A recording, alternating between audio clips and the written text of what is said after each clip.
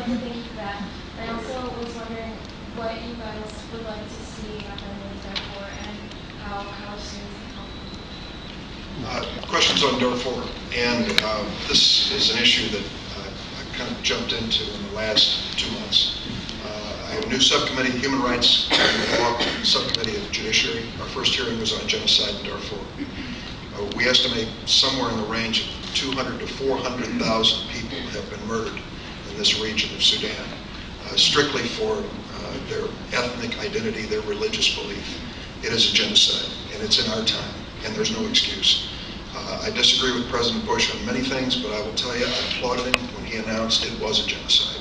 Secretary of State Colin Powell and Secretary of State Condoleezza Rice joined in making that announcement. But as I have said on the floor, and I've said to the President, that's not enough. We have to do something. It's not enough.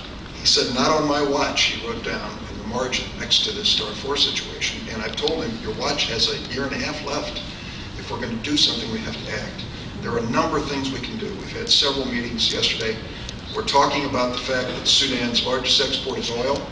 It is dollar denominated. There are ways for us to freeze accounts and to stop their oil industry.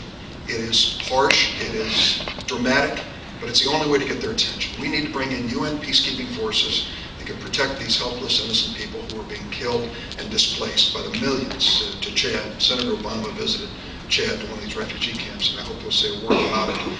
But again, we also have to divest. I'm calling on universities, and I hope you'll call on your university, divest of all investments that relate to Sudan. Get the message across. Doing business with this cartoon government is not acceptable.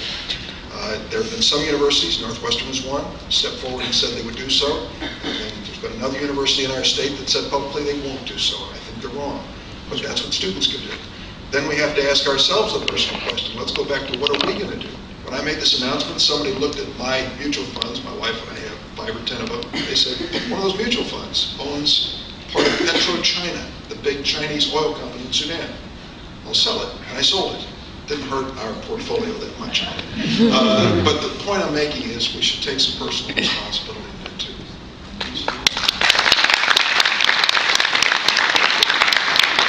That's exactly right. This has been going on for a long time. When you go to the refugee camps in Chad, what you realize is the enormous scale of displacement that's taken place. People have been entirely uprooted. They've been living in refugee camps now for years. Many of them have horrific stories to tell about their experiences before they fled. And they are very much looking to America for leadership on this.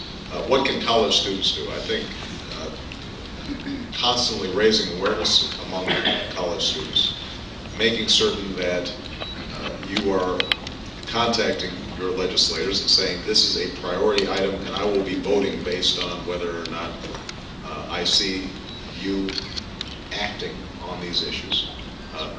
Participating in rallies and various other mechanisms to raise public consciousness around this issue. All those things are extraordinarily important, so I'm glad that your organization is doing some of that. How much more time do we have, guys? 1? 5? Couple more questions. Well, where were all these hands before? You guys,